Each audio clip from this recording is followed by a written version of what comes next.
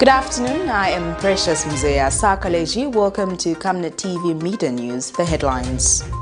LUSAKA man found dead in NGWENYA Dam as KUKU residents improvise in expectance of floods.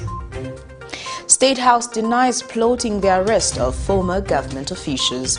Join with the Midday News in detail after this commercial. The trajectory of the business looks very positive, and it looks like we'll be able to launch the ministry. There's so much data. Mom? Yes, baby? It says here, global warming and climate change is caused by the pollution from careless activities of human beings. Wow! Son, do you know I can turn my phone into a TV remote? How's that possible? It's so easy. Check this out. Be smart, be fast with mega data from Zamtel. Get your 15 GB mobile data for only 100 kwacha, 30 GB mobile data for only 200 kwacha, and your 70 GB LTE data bundle with free Netflix, YouTube, Facebook, and WhatsApp. Visit our Facebook page, website, or service centers countrywide for more information. Zamtel, your digital lifestyle partner. And now the Midday News in detail.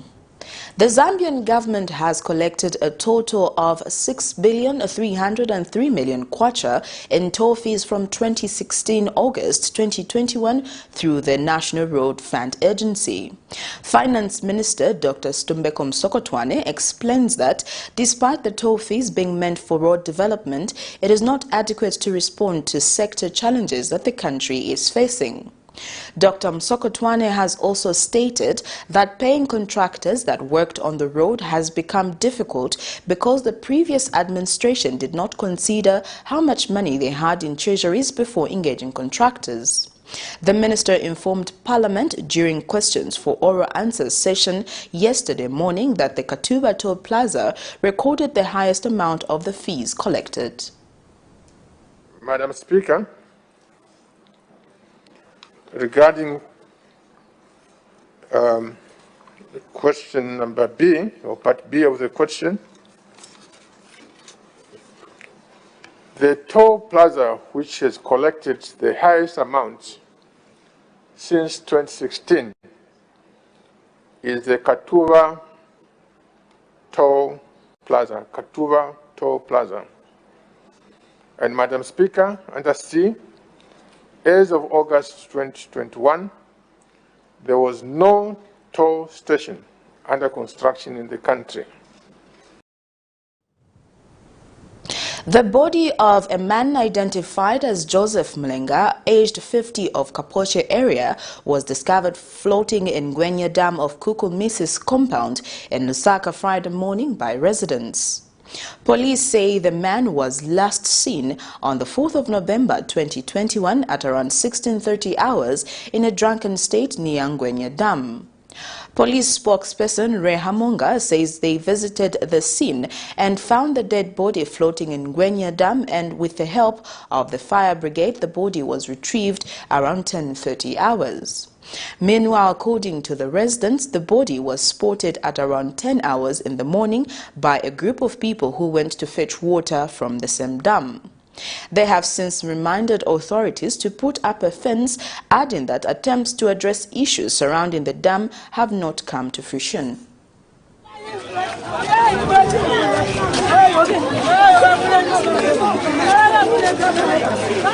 Residents of Mrs. compound in LUSAKA were hit with shock Friday morning after they discovered the body of a man floating in NGWENYA Dam, which is only a stone's throw away from houses.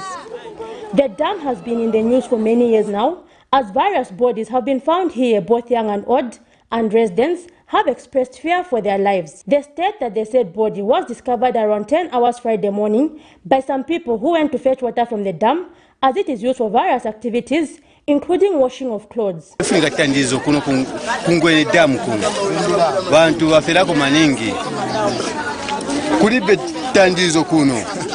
Bantu daily bamwera apamena apa daily ati bantu bali pangwenyi.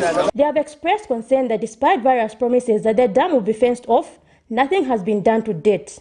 They add that various people have been found in the dam, including those said to have drowned, as well as suspected murder victims. Because banakamba kuti ingwenya akamba tikuli muntu amana gula banakumba na foundation but ingwenya simangiwa. So ife tifuna ti government iyi ngwenya imangiwe. Bantu ni bambiri no kuyambira January bantu bamene baferapo stinga pende no penda ni bambiri maningi kulwena ngwa mabayiwa bachokera kushawama babwera kubatera mwamene omukwa kanyama ku John Lenge babwera kubatera mwamene omu.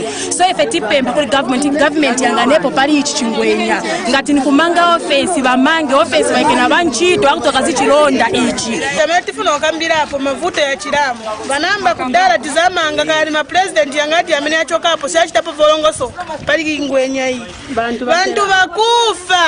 bakufa kuseni na mzuba isetalema mwandini government yanyoa ni yanganepo ndiye chatina votela mavuto ya chiramu kuno kungwenya bantu bachiramu kudumwira umu baika kwanza beke kwa offense kapela bantu bazaleka po kudumwira papa talema kuona vitumbi.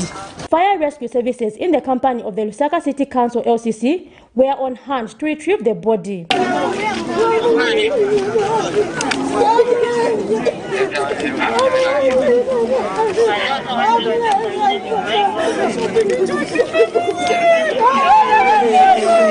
Police spokesperson Reha Monga says the police have been notified of the incident.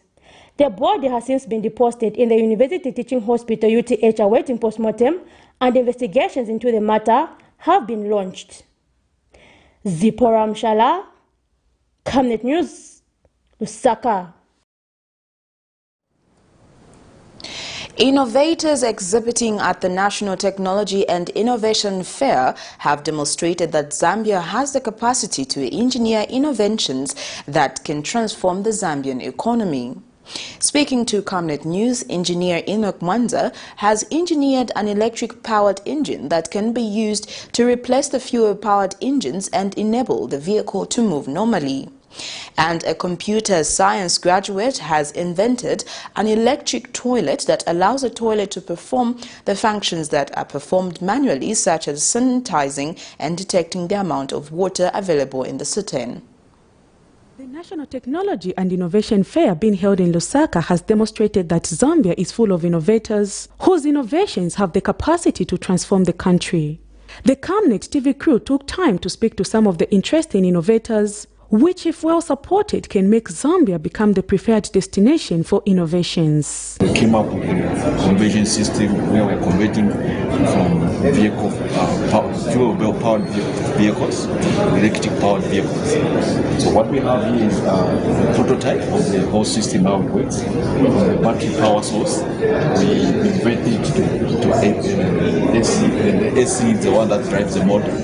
In this case, we also manufacture a controller. The controller is the one that controls the speed and other components of the vehicle. This innovation so that it should be able to solve some of the problems that we face in Zambia with regard to how we manage water in toilets and how we can reduce the number of diseases that emanate from toilets, such as the communicable infectious diseases like fibroids, streptococcus, and all that. For Rebecca Chonya, who is recycling plastics to create handbags and other interesting items, ensuring that climate change is dealt with is a #1 priority, and says this cannot be done unless people take a step. Everything that you see here is made from recyclable material to the specific plastic.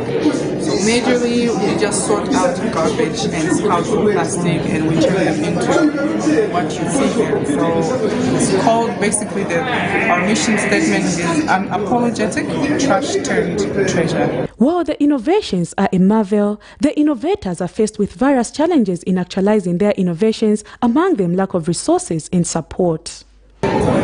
Investors, funders can come forward so that in the end we are able to produce these facilities and be used in reality and generate money and be able to contribute to the GDP of the country. The challenge we have to start with is financing. It's a bit of financing. we were able to make controllers plus the needed components, because we're not importing these. That's what you should know. We're using locally made things. While many of these innovations have remained on prototype, it would be important for stakeholders and cooperating partners to take time and interact with the minds behind the ideas.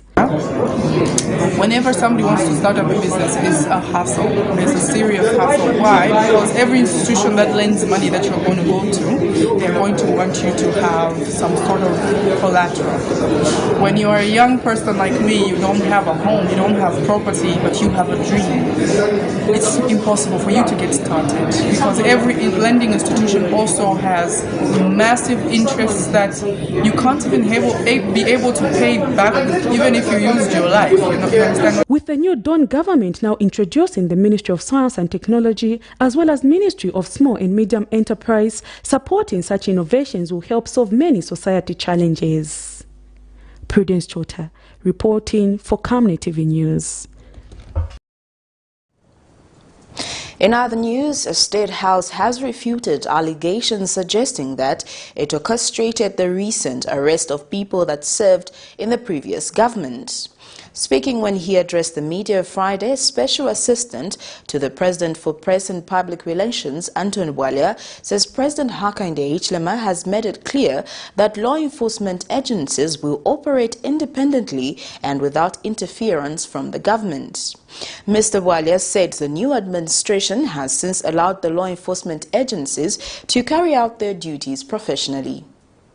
In the recent past, the nation has seen a number of operations by investigative wings, mostly on those who are seemingly associated to the Patriotic Front. This comes with a popular wonder to what or who is behind these investigations.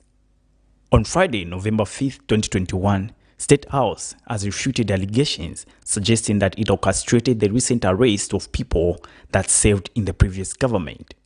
Special Assistant to the President for Press and Public Relations, NGWENYA, says this when he addressed the media at State House. On the issue of arrests being orchestrated from State House, those are falsehoods. We've repeatedly said that how crime is fought, how corruption is fought is not a matter for State House.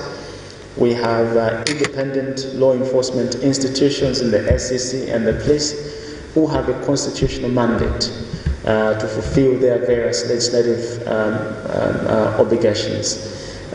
State House has no role, no part in that, and we have no appetite in that. Our job and responsibility is to ensure that these various law enforcement agencies are supported the right way, given the autonomy and independence to function, supported the right way with resources so that they can improve and expand on staffing requirements, and also propping up the technical expertise of their staff to allow them combat and decisively deal with the complex crimes that keep on popping up and evolving within the context of our society. So absolutely no hand from State House. We're not interested in that. Meanwhile, on President Hakainde Hichilema's recent trip to Scotland, where he attended the COP26 summit, Mr. Bwalya says that the move shows Zambia's resolve to fight climate change.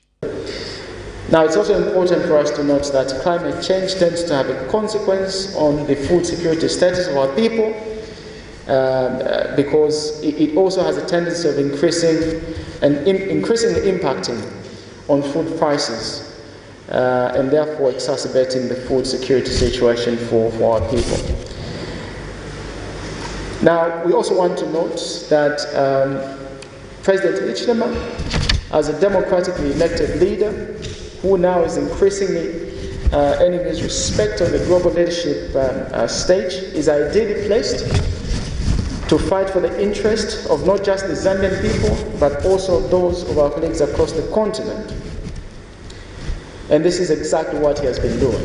Zambia has since signed COP26 leaders' pledge to end deforestation by 2030. Alex Shimba, Camnet News, in Lusaka. Well, that news item brings us to the end of Camnet TV Midday News, but before we go, here are the headlines once again. Lusaka man found dead in NGWENYA Dam as KUKU residents improvise in expectance of floods. State House denies plotting the arrest of former government officials. Thank you for joining me. I am Precious Mzeya Sakaleji. Pleasant viewing.